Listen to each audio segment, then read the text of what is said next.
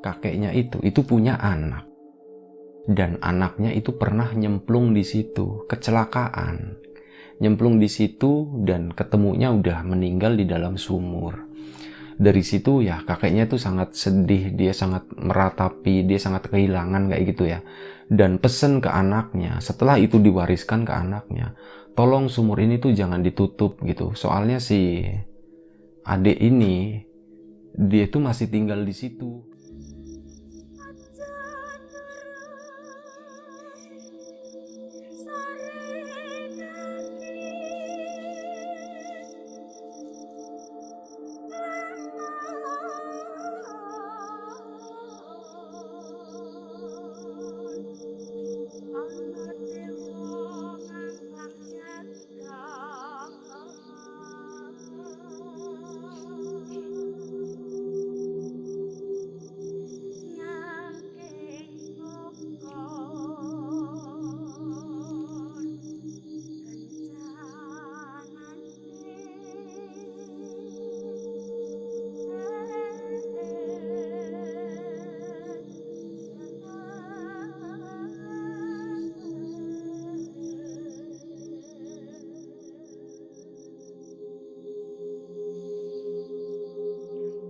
Sebelum kita ke cerita, seperti biasa gue pengen ngucapin banyak-banyak terima kasih buat kawan-kawan yang udah subscribe, yang udah nontonin video Lapak Horor, dan buat kawan-kawan yang udah ngasih like, udah nge-share cerita ini, sama kawan-kawan yang udah ninggalin komentar. Meskipun gue agak suka lambat bales komentarnya, tapi ya insya Allah gue usahain itu akan tetap dibales gitu. Dan gue ngucapin banyak-banyak terima kasih banget. Nah, cerita kali ini itu adalah cerita yang sebenarnya udah pernah gue bawain dalam bentuk versi audio ya. Itu beberapa bulan lalu, udah cukup lama. Dan hari ini gue coba ceritain ulang, gue remake. Itu dengan harapan ya agar lebih baik. Dan memang ada beberapa informasi tambahan itu yang baru gue dapat setelah cerita itu tuh dipublish. Nah, itu bakal gue tambahin dalam cerita ini. Jadi cerita ini tuh tentang sebuah rumah itu yang pernah dikontrak sama sepupu. Nah, sepupu gue tuh namanya Dani, dan waktu itu dia itu baru menikah. Istrinya itu lagi hamil sekitar 7 bulan. Ya, namanya pasangan muda harus tinggal di rumah mertua. Dani itu kayak ya dia nggak betah gitulah. Dan akhirnya mereka diskusi sama si Dani sama istrinya tuh berdiskusi, dan akhirnya diambil keputusan kalau mereka tuh pengen misah dari mertua, pengen misah dari orang tua. Dan ya mereka tuh memilih untuk ngontrak gitu ya, ngontrak sebuah rumah. Dan akhirnya mereka pun coba nyari-nyari rumah yang kira-kira tuh cocok untuk mereka.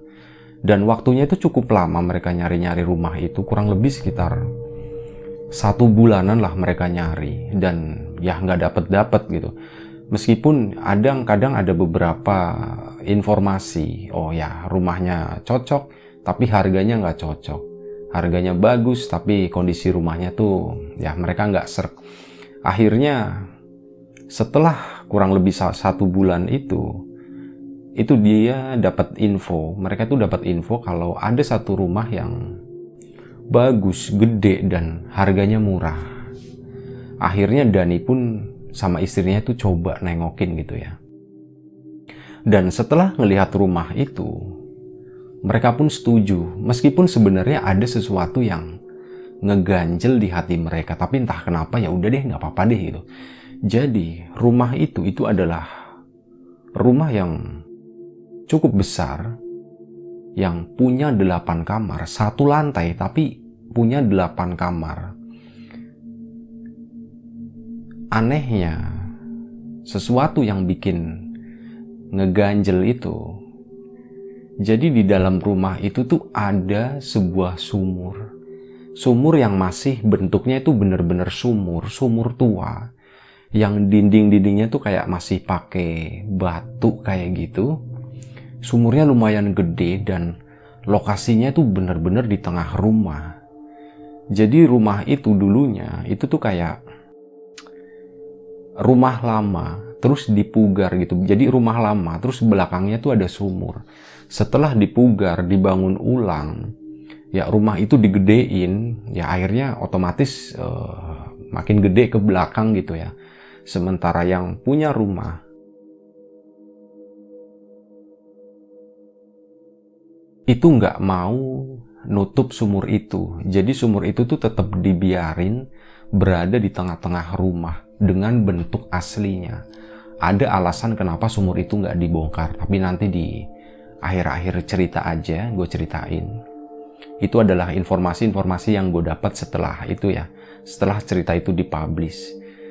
Nah akhirnya dengan harga yang cocok, waktu itu harganya tuh kalau nggak salah 15 juta per tahun.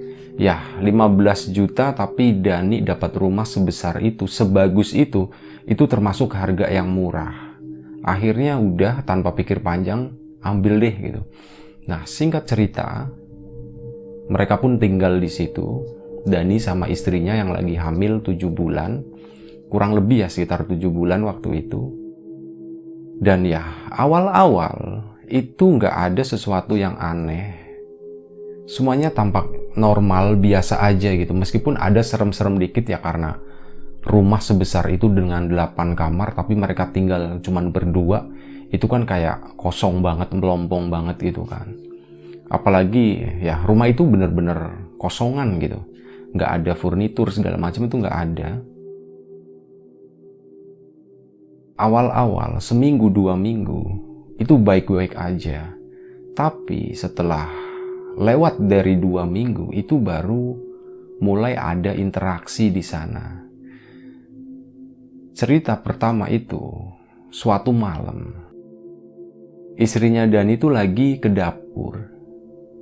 Dia lagi kayak masak ya, bikin goreng telur, kalau nggak salah tuh goreng telur. Dia malam-malam, belum terlalu malam, mungkin sekitar masih jam 8-an lah.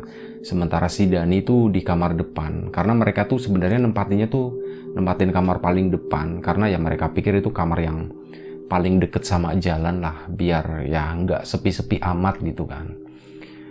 Nah malam itu istrinya tuh lagi ngegoreng telur, tiba-tiba dia tuh ngerasa, dia kan pakai daster gitu ya, orang hamil besar gitu, dia pakai daster. Nah dia tuh ngerasa kayak di bawah itu tuh ada yang narik-narik roknya, ditarik-tarik gitu kan, dedet gitu. Nah istrinya dia udah ngerasa nggak enak nih, wah apa nih yang narik-narik gitu kan.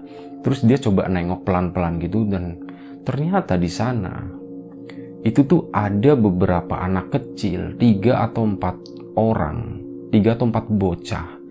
Itu yang warnanya tuh hitam semua, palanya tuh botak, dan mereka tuh mereka tuh narik-narik roknya istrinya Dani sambil ngeluarin suara-suara yang aneh gitu. Suaranya tuh kayak ngik ngik ngik ngik kayak gitu, kayak bunyi pintu yang ini ya, derik pintu gitulah, ngik ngik ngik ngik ngik, suaranya tuh katanya kayak gitu.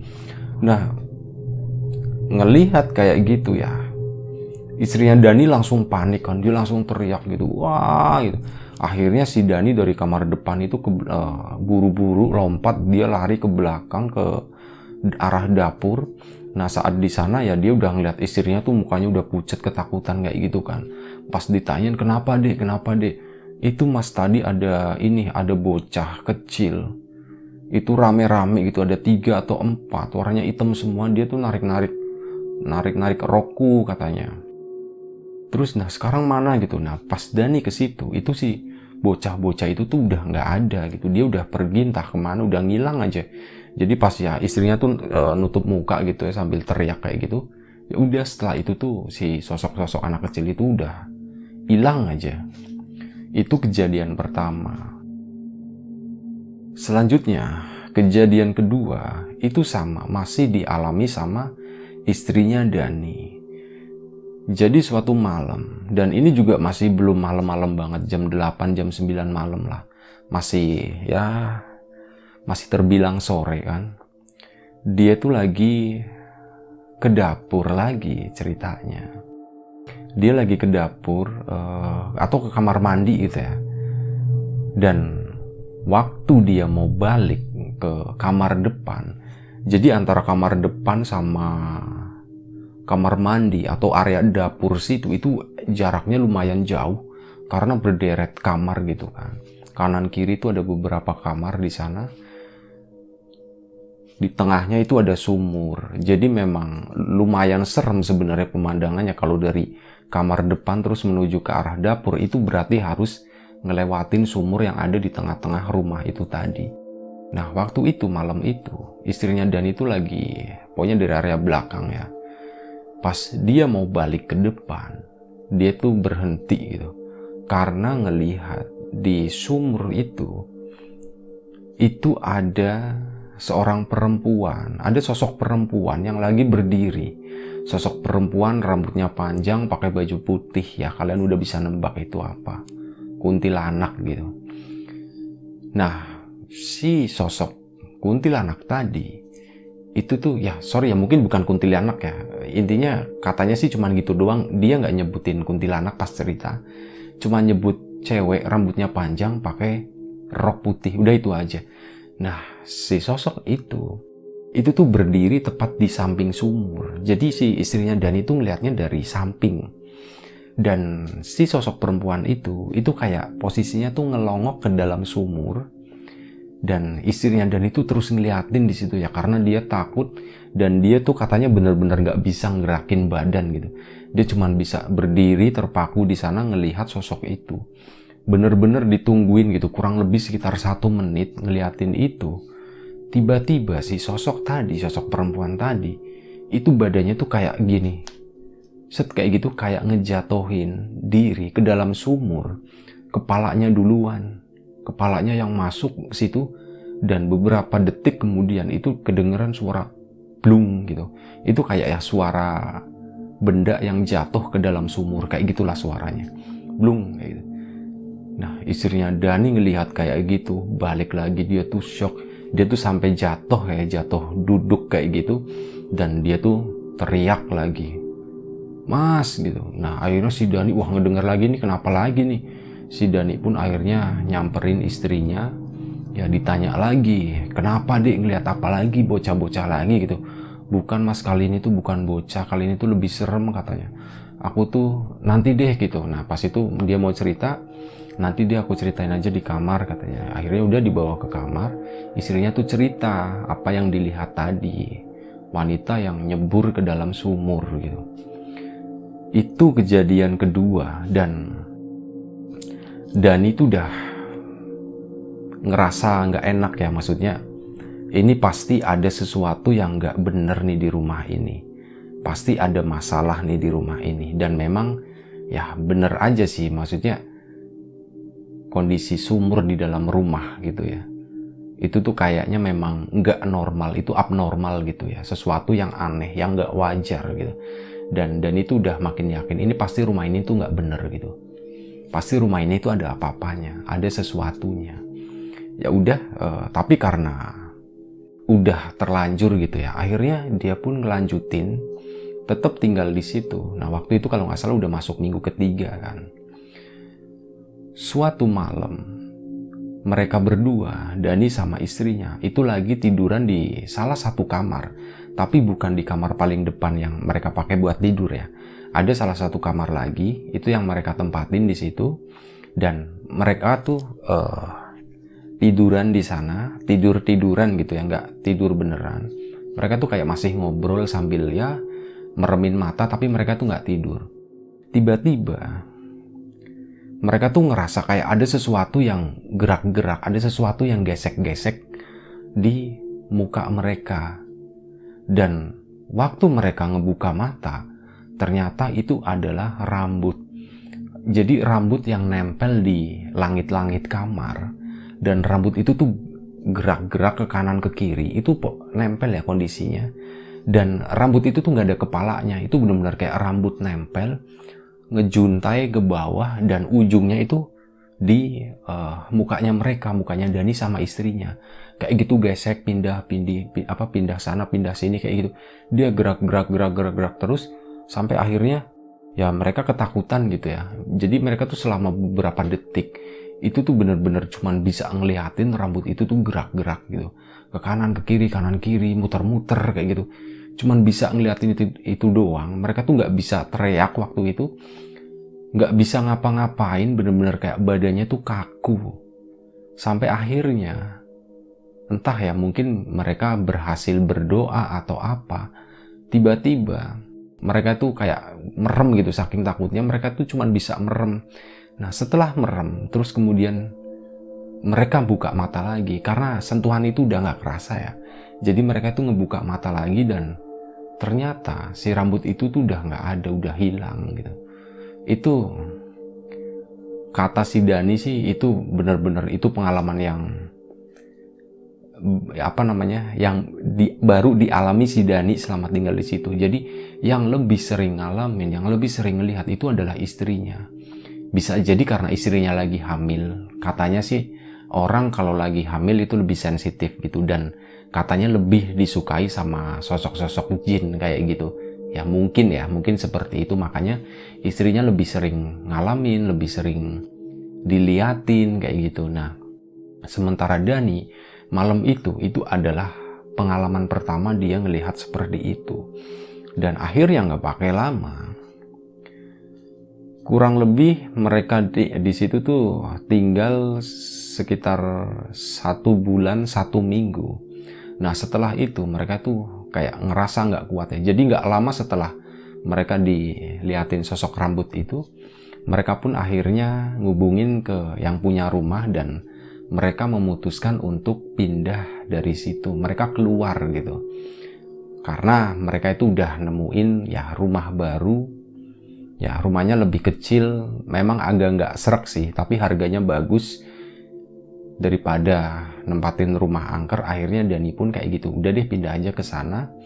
Kita ngomong sama yang punya rumah, dan alhamdulillahnya yang punya rumah itu kayak bijak gitu ya. Jadi meskipun mereka keluar sebelum waktunya, si yang punya rumah itu masih mau ngembaliin setengah dari uang yang udah dibayarkan. Jadi kurang lebih sekitar 7,5 juta itu dibalikin lagi ke Dani. Nah yang 7,5 juta itu akhirnya dipakai buat ngontrak rumah yang lebih kecil itu tadi. Nah mulai hari itu si Dani pun sama istrinya udah cabut dari rumah itu, dan rumah itu akhirnya kosong lagi selama beberapa minggu atau beberapa bulan. Setelah itu ada penghuni baru, dan itu kayak dipakai buat entah bengkel atau entah apa gitu. Jadi aktivitasnya tuh bener-bener kayak buat karyawan, dan banyak aktivitasnya tuh di siang hari kayak gitu. Dan ternyata ya mereka meskipun banyakan tinggal di situ ya, yang namanya teror itu tuh nggak stop gitu, nggak cuman berhenti di situ aja. Malah katanya itu lebih menjadi-jadi, katanya lebih banyak banget yang yang nampakin diri itu, yang ngeliatin sosok mereka tuh seperti apa. Kasus paling rame sebenarnya itu tuh kayak kesurupan. Katanya karyawan itu kan mereka kerja siang ya, kayak bengkel gitu, benar-benar berisik gitu ya, logam kayak gitu. Mereka kerjanya siang, dan waktu mereka lagi kerja itu beberapa karyawan itu katanya sering banget ada yang kesurupan. Dan katanya beberapa dari mereka itu juga ngelihat sosok-sosok yang pernah dilihat sama Dani, kayak ya perempuan rambut panjang kayak gitu. Itu katanya pernah ada yang dilendotin kayak gitu, kayak digendongin kayak gitu. Yang lihat itu temennya. Wah, si ngelihat temennya tuh ada yang gendong di belakangnya, ya temennya langsung kabur lari gitu kan. Dan ada yang katanya lagi tidur siang, istirahat siang di salah satu kamar. Itu tiba-tiba pas dia bangun, dia tidur kurang lebih sekitar cuma setengah jam gitu. Nah pas dia bangun, dia nengok di sampingnya, ternyata di sana tuh ada sosok pocong yang lagi tiduran gitu. Mereka tiduran di samping ya satu ranjang gitu, tiduran di situ. Plus lagi itu tadi sosok yang buntalan putih lusuh itu, sosok pocong itu tuh nggak cuman ada di satu kamar, tapi ada di beberapa kamar gitu. Bener-bener itulah katanya gangguannya tuh makin menjadi-jadi gitu. Dan itu meskipun siang ya, apalagi yang malam. Awalnya katanya karyawan-karyawan itu ada beberapa yang tinggal di situ malam harinya. Tapi setelah mereka mendapatkan teror-teror itu, mereka pun akhirnya kabur. Udah nggak ada yang berani tidur di situ malam harinya. Itu. Nah, ternyata setelah gue coba tanya sana sini gitu ya, dan apalagi cerita ini udah sempat ke-publish ya, akhirnya beberapa informasi baru itu masuk, termasuk dari Dani, dan ada beberapa karyawan bengkel itu yang memang temennya adik gue, jadi ya mereka juga share juga kan apa yang sebenarnya terjadi. Nah, ternyata rumah itu, oh ya, plus dari tetangga rumah itu gitu ya. Jadi rumah itu sebelumnya itu pernah dijadiin kos-kosan dengan nama Gria inilah gitu ya. Gue nggak perlu nyebutin ya. Depannya tuh ada grianya. Nah, itu adalah rumah kos-kosan. Jadi yang punya rumah itu udah sepuh, boleh dibilang udah sepuh, dan memang ya karena takut nggak ada yang ngerawat gitu ya. Akhirnya mereka yang punya itu, suami istri ya, itu ikut sama anaknya. Jadi rumah itu memang dibiarin kosong. Karena ya itu tadi, di situ tuh nggak ada temennya. Nah, awalnya itu memang rumah itu kayak dibangun banyak kamar kayak gitu, itu rencana memang dipakai buat kos-kosan. Tapi dari semua yang ngekos di situ, itu tuh nggak ada yang bertahan lebih dari 1 bulan. Paling lama itu 1 bulan. Jadi ya kos-kosan itu tuh sepi gitu. Dan kamarnya tuh nggak pernah full. Ya mereka tuh ngakunya ya banyak banget gangguan di sana. Mereka nggak nyaman tinggal di sana. Akhirnya udah mau dijadiin kos-kosan, akhirnya gagal kayak gitu. Dan ternyata sebelum-sebelumnya lagi, kita flashback ke belakang sebentar, sorry. Gue ngopi dulu agak serak.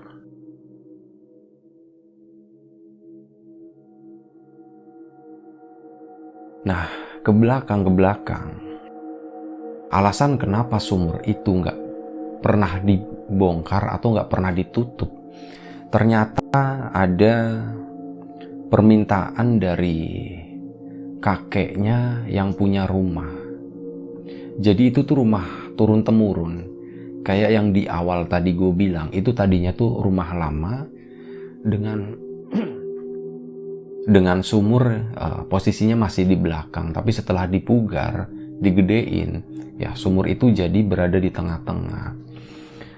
Jadi pada masa kakeknya yang punya dari pihak istri ya, kakeknya itu punya anak, dan anaknya itu pernah nyemplung di situ, kecelakaan, nyemplung di situ dan ketemunya udah meninggal di dalam sumur. Dari situ ya kakeknya tuh sangat sedih, dia sangat meratapi, dia sangat kehilangan kayak gitu ya. Dan pesen ke anaknya, setelah itu diwariskan ke anaknya, tolong sumur ini tuh jangan ditutup gitu. Soalnya si adik ini, dia tuh masih tinggal di situ, kata si kakeknya. Ya udah, anaknya nurut, sumur itu nggak ditutup. Sampai itu tadi ke cucunya pun itu disampaikan hal yang sama. Jadi sumur itu, pesan kakeknya, itu tuh nggak boleh ditutup, nggak boleh dibongkar, jadi dibiarin aja begitu. Akhirnya ya sampai sekarang sumur itu pun tetap dibiarin kayak gitu, meskipun lokasinya terlihat sangat aneh di dalam rumah, di tengah-tengah rumah, tapi ya itu dibiarin aja gitu. Itu mungkin kayak menghormati permintaan kakeknya kali ya. Ya kurang lebih seperti itu asal muasalnya. Kalau masalah kenapa di situ banyak penunggunya, itu juga sebenarnya gue kurang tahu persis alasannya kenapa. Tapi ya mungkin asumsi aja ya. Ya itu sumur, tempat yang lembab gitu kan. Tempatnya di dalam rumah gitu. nggak kena cahaya matahari, dan sumurnya itu di atasnya tuh nggak ditutup. Ya itu kayaknya mungkin jadi tempat yang ideal buat para jin gitu, itu untuk tinggal di situ. Makanya ya itu tuh kayak mengundang gitu. Wah, ini ada rumah nih, ada rumah bagus nih, ada tempat enak nih. Ya akhirnya itu kayak jadi tempat berkumpul di situ. Dan ya karena rumah itu juga sepi, banyak ruangan yang jarang dijamah, akhirnya ya jin-jin itu jadi nempatin ruangan-ruangan itu, kamar-kamar, di dapur, dan ya hampir di seluruh ruangan di rumah itu. Itu cuman asumsi ya. Sorry kalau misal salah. Ya kurang lebih seperti itu ceritanya tentang sebuah rumah dengan 8 kamar. Rumah 1 lantai dengan 8 kamar, dan di tengah-tengahnya itu ada sumur tuanya. Dan ini pengalaman dari sepupu Dani, yang alhamdulillah sekarang anaknya udah gede ya. Waktu itu masih hamil 7 bulan, dan sekarang anaknya udah gede.